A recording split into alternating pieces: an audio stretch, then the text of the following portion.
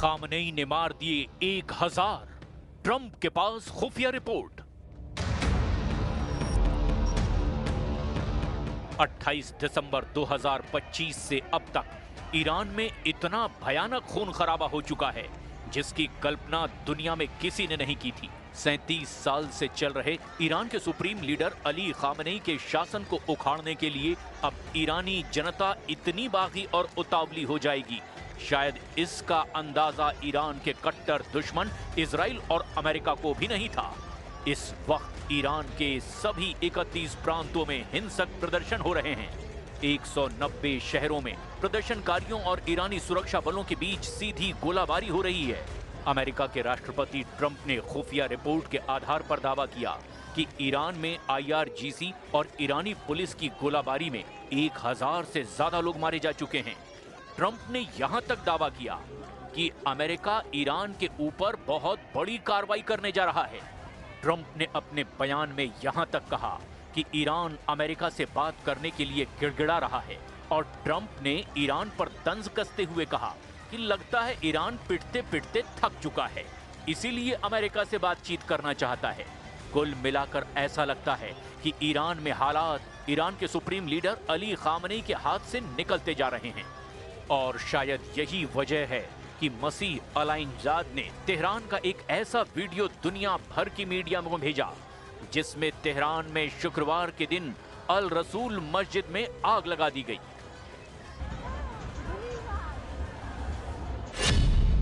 Iran ने पार की red line, 15 दिन में शहर शहर कब्रिस्तान।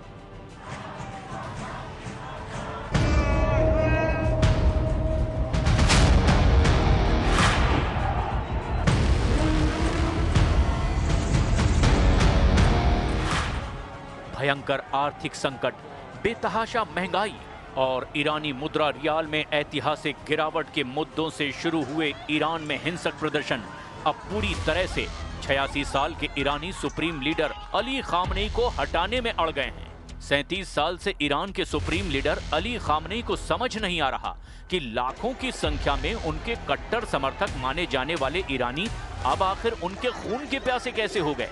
पिछले 15 दिनों में तो इस्लामिक गणराज्य और शिया देश ईरान हिंसक प्रदर्शनों की आग में बुरी तरह से जल रहा है, जबकि ईरान के जनरल प्रोसिक्यूटर मोहम्मद काज़ेम मोवाहिद आजाद ने हिंसक प्रदर्शनों में शामिल प्रदर्शनकारियों को खुदा के खिलाफ युद्ध छेड़ना कह दिया और अब उन्हें मौत की सजा की धमकी भी दी है। सुप्रीम लीडर अली खामनेई ने भी हिंसक प्रदर्शनकारियों को विदेशी एजेंट और आतंकवादी तक घोषित कर दिया है और यही वजह है कि अब खुलेआम सड़कों पर सादी वर्दी में IRGC के सुरक्षा बल प्रदर्शनकारियों को सीधे गोलियां मार रहे हैं। पश्चिमी मीडिया और कुछ स्वतंत्र मीडिया समूह और मानवाधिकार संगठनों ने कुछ चौंकाने वाले वीडियो और आंकड़े भी दुनिया के सामने रखे हैं जिन्हें देखकर सभी के होश उड़ गए हैं।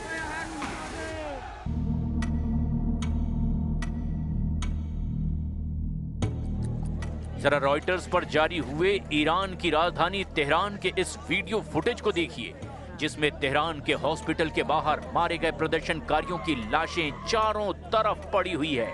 इस वीडियो फुटेज को 11 जनवरी 2026 का बताया गया है। ईरान भर में फैल रहे घातक सरकार विरोधी प्रदर्शनों के बीच अब तेहरान के कहरीकाज फोरेंसिक मेडिकल सेंटर के बाहर शवों की पहचान करने के लिए परिजनों को इकट्ठा होते भी देखा जा सकता है।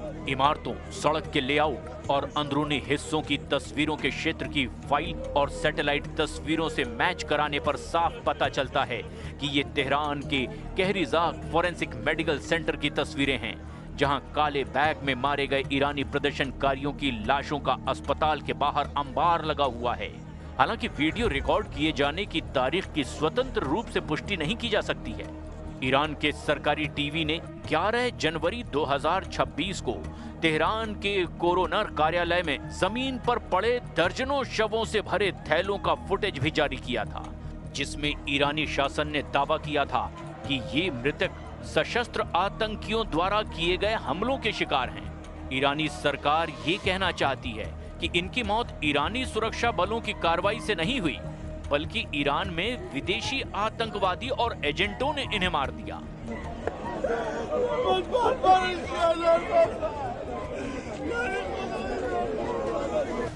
अमेरिका स्थित मानवाधिकार समूह HRANA यानी human rights activist news agency और दूसरे प्रमुख संगठनों ने अब तक के 544 लोगों की मौत की पुष्टि की है, जिसमें 8 बच्चे भी शामिल हैं। कुल मृतकों में से लगभग 496 प्रदर्शनकारी हैं और 48 सुरक्षाकर्मी, जिनमें पुलिस और वजीज लड़ाके भी शामिल हैं। रॉयटर्स और centre for human rights in Iran यानी CHRI का दावा है कि वास्तविक मौत का आंकड़ा तो 1000 को भी पार कर सकता है। इसका कारण ये है कि कई अस्पतालों और मुर्दा घरों से जानकारी बाहर नहीं आ पा रही है और सरकार ने इंटरनेट ब्लैकआउट कर दिया है। इधर अमेरिकी राष्ट्रपति ट्रंप ने कहा कि उनके पास ऐसी खबरें हैं कि ईरान में सैकड़ों, शायद 1000 से भी ज्यादा लोग मारे जा चुके हैं। उन्होंने इसे खौफनाक बताया है। कुछ रिपोर्ट में यह भी दावा किया गया कि ईरान में अब तक लगभग 10,681 से ज्यादा लोगों को हिरासत में लिया जा चुका है और शायद ये आंकड़ा कुछ ही घंटों में 11,000 पार कर सकता है। ऐसी खबरें हैं कि ईरान में हिरासत में लिए गए ईरानी छात्र, पत्रकार, कार्यकर्ता और आम नागरिक भी इसमें शामिल हैं। कई लोगों पर खुदा के खिलाफ युद्ध छेड़ने के आरोप लगाकर उन्हें मौत की सजा दी जा सकती है। रिपोर्ट्स के मुताबिक 8 जनवरी 2026 के बाद से सुरक्षा बलों ने भीड़ नियंत्रण की बजाय सीधे प्रदर्शनकारियों के सिर और छाती को निशाना बनाकर गोलियां चलाई है। ईरान में प्रदर्शनकारियों ने शुक्रवार को तेहरान में अल रसूल मस्जिद में आग लगा दी, जिससे हालात बेकाबू हो गए। इधर अमेरिकी राष्ट्रपति ट्रंप ने ईरान में चल रहे प्रदर्शनों के खिलाफ ईरानी सरकार की दमन कार्रवाई पर तीखा हमला किया है। कहा है कि मौतों का आंकड़ा देखकर ऐसा लगता है कि ईरान रेड लाइन पार कर चुका है। साथ ही ट्रंप ने यह भी कहा कि ईरान अमेरिका से बातचीत करने के लिए गिड़गिड़ा रहा है। पत्रकारों से बातचीत करते हुए ट्रंप ने कहा कि ईरान बातचीत करना चाहता है। ऐसा लगता है कि ईरान अमेरिका से पिटते पिटते थक चुका है। There seem to be some people killed that aren't supposed to be killed. These are violent. If you call them leaders, I don't know if they're leaders or just they rule through violence. But we're looking at it very seriously. The military is looking at it, and we're looking at some very strong options. We'll make a determination. Now we have a number of 490 confirmed protester deaths. That includes 8 children. And we are still right now investigating over 500 additional cases. So that means that should we confirm all of these numbers, the number of those killed will exceed 1,000. दूसरी तरफ Iran के राष्ट्रपति मसूद पजेश्कियन ने एक television को बयान देते हुए अमेरिका और इजराइल पर जमकर गुस्सा निकाला है। बयान देते हुए उन्होंने दो टूक कह दिया कि प्रदर्शनकारियों के पीछे इजराइल और अमेरिका है।